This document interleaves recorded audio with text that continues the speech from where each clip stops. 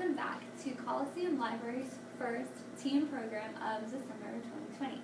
We're a part of the Montgomery City County Public Library system, and I hope that you will explore the rest of what, not only what we're doing, but what other libraries are doing also in this area. You can follow us on YouTube. All of us have one YouTube page, and so all of these videos are easy to look at.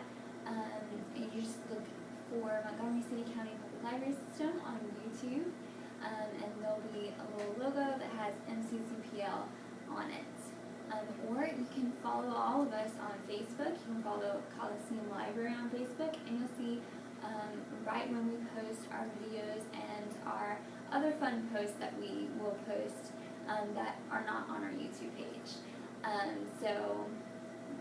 That's all the things that we have to offer, as well as curbside checkout. So let us know if you have any questions. You can email me at kbdavis@nccpl.lib.us .al.us. Alright, well, let's go ahead and get started.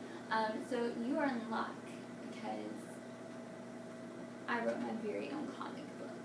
I did. Yeah, I did. I am the author of a comic book. I wrote 3 days ago, just for you. You ready to see it? It's right here. Yep. Okay, so I'm not a professional comic book writer, but, you know, I think someone would totally want to publish this, you know? Yeah. But I did want to go ahead and do this to kind of show you what we're going to be doing, and just to give you a basic version of what you can do. You can add so much more to this and make it your own.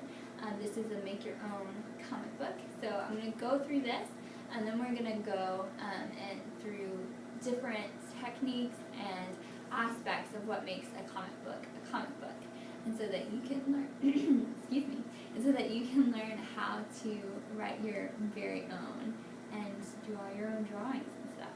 Okay, you ready? Alright, so this is mine. Let me see if you can see that. My dog can talk, and I got a little stick figure man, a little stick figure dog. It's my character. So stick figure man is saying, "Lay down, boy." Dog says, "No."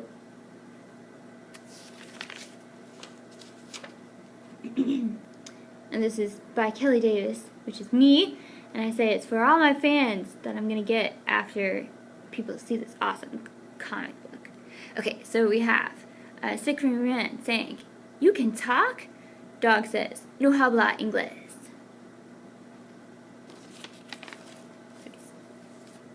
Speak in Spanish. Let's see. Stick figure man says, "Oh, you only speak Spanish?" Dog says, "Sí, español." Stick figure man has an idea, so you can use little thought bubbles as what they're thinking, and sometimes you can put like a light bulb in there, and that tells people they're having an idea. And then, so he has an idea, and then the dog, he's thinking about his bone. Okay, and then next, stick figure man says, "Ball?" question mark, and he holds up his ball, and dog says, "Pilota." Stick figure man says, "Great, now we can teach each other."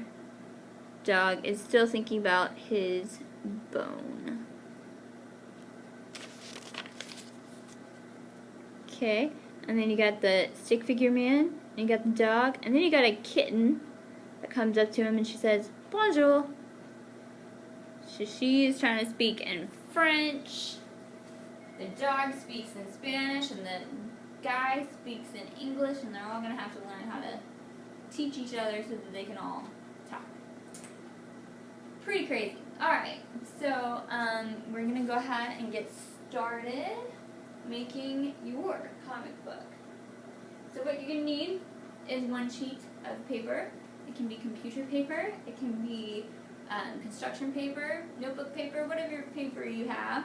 Take that paper, fold it in half, and then cut the folds of the piece of paper. So that's what I've done here. And this was one sheet of computer paper. I folded it together, and then I cut the top, the folds, up. And then I folded the two pieces of paper after I cut them. The two pieces of paper, I folded them together like this, and then I stapled the folds. Staple it like that. And that's how you create the physical book, so that you can go ahead and start your drawing. You can also punch holes in here and use like some yarn or string or something to make it more classy. You can do that as well. Alright, so we want to get into the writing portion of the comic book and what things belong in a story, and what things belong in your comic book. Okay, so the tone. So you want to think about like the tone of your comic book. Do you want, when your readers read it, do you want them to feel serious emotion, to feel happy or sad or excited, or do you want it to be funny? Do you want them to laugh all the time while they're reading your comic book? That was my goal for my comic book. I don't know if you laughed or not, but that was the goal. So you'll have to tell me if you thought it was funny or not. But so it can be sad, happy, scary, serious, comedic, or a mixture. So it can be sad at parts of your story and then kind of funny in other parts of the story. A lot of times, you know, if something sad happens, we can make a joke out of it and lighten the mood, you know. So that's your tone. How do you want your readers to feel when they read your book or your comic book? Okay, so where and when is the setting? So you need your setting. So where is this going to take place? For me, it wasn't a park. I just drew a little hill so that you kind of got the feeling that it was in a park, hopefully. But there were just dogs and cats and a person in the park. But where and when, you got to think about, readers need to know where your characters are a lot of times. So are they going to be inside, like in a sitting area or living room, or are they going to be outside, in the mountains and the trees, and when? Is it going to be like in the future? You can write a comic book that takes place in the future, or in the past, like the 1920s or the medieval period, or, you know, when is the setting taking place and where? Alright, so that's what you need for that. And then the characters. You need some characters. Characters are what move the story along. And your characters might not always be obvious. You know, maybe, you know, it's the story of the ocean and what happens in the ocean and the whales and the fish, you know, and like a lot of documentaries, those things they talk about, those kind of turn into characters and it gives them a feeling. But also you can create your own characters. Like you can turn an animal, you can take an animal and give it different personalities. Like here he's wearing a hat. Typically pandas don't wear hats, but this panda does.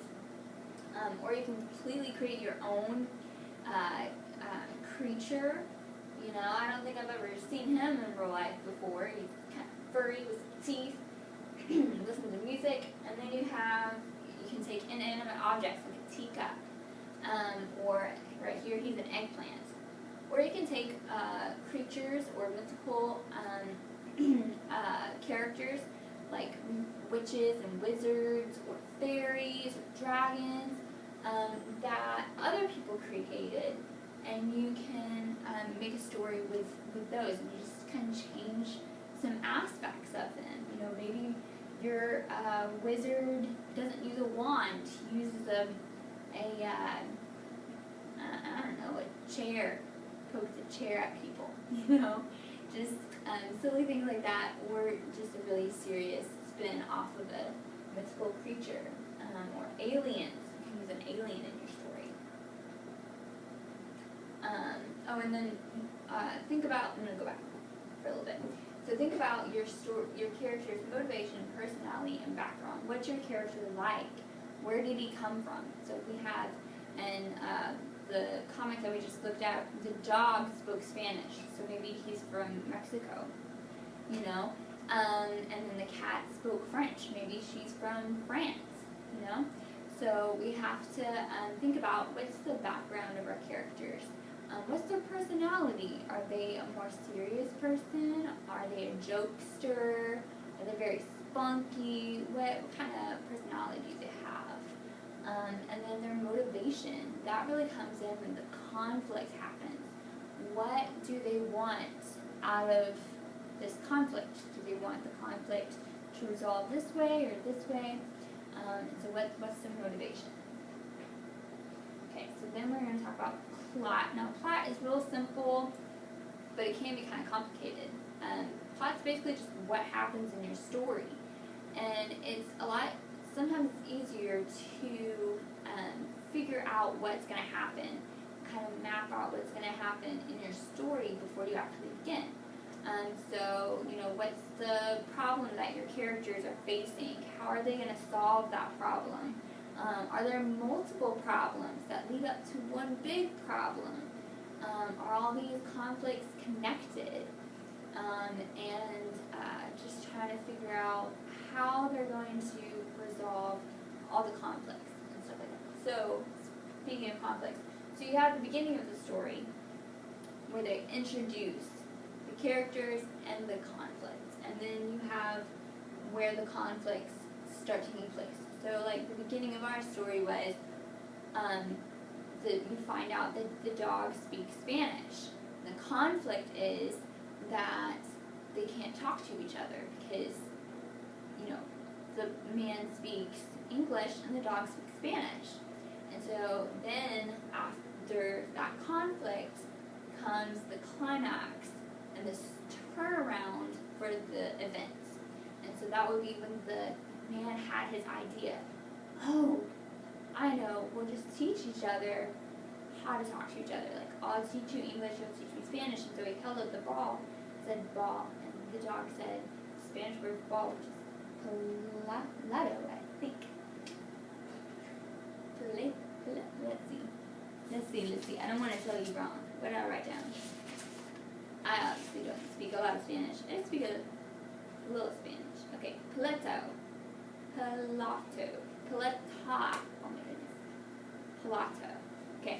Alright. So, anyway, so you have the conflict and then the climax figures out, oh, this is how we can resolve this. And then you go to the falling action, which is where you start to help each other and start to figure out how to get this conflict to turn around and to resolve.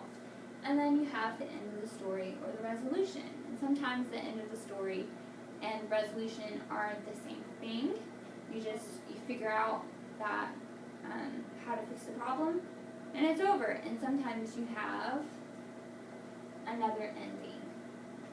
So sometimes one way is the natural end, and it's just the resolution. You figure out how to fix the problem, and it just naturally comes to an end. But sometimes it doesn't always feel right at the end. So what you can do is say something really funny at the end of the story, or you can end on a strong line.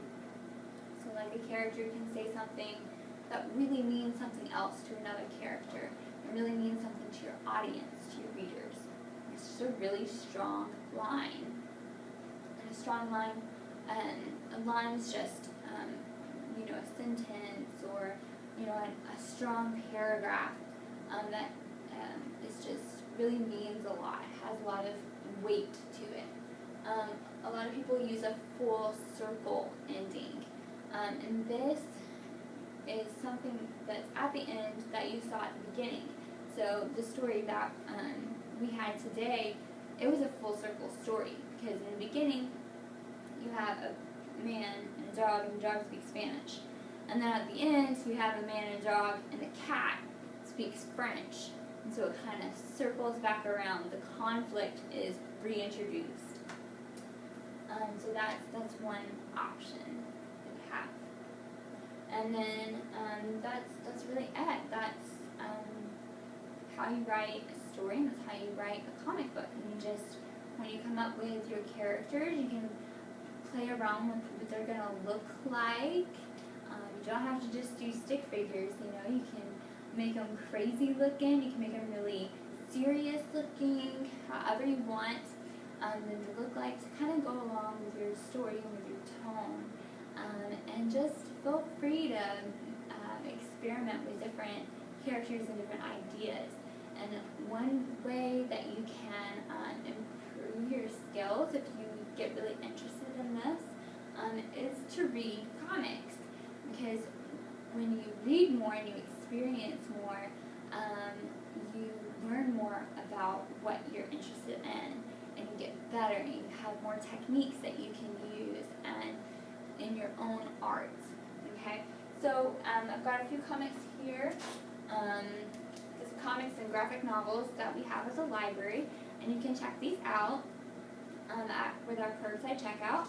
So this one is the Fairy Tale Comics, Classic Tales, and it's edited by Chris Jeffy. And then you have a really great book called The New Kid by Jerry Craft. Really good book. And then you have Sanity and Hallelujah by Molly Brooks. Silly book. And then this one, The Worst Book Ever by Elsie Gravel. I mean, don't you just want to know what the worst book ever is? You just gotta know, you know? It's intriguing. But it's a really good, silly book to read. I really like that one. So yeah, you can check those out, and you can learn more about comics by reading comics and graphic novels. Alright, well, that's really all I have. I hope that you create your own comic, and that you're inspired by this, and that you learned some. And, well, I will see you next week, with our next project. And, yeah, well, I'll see you later.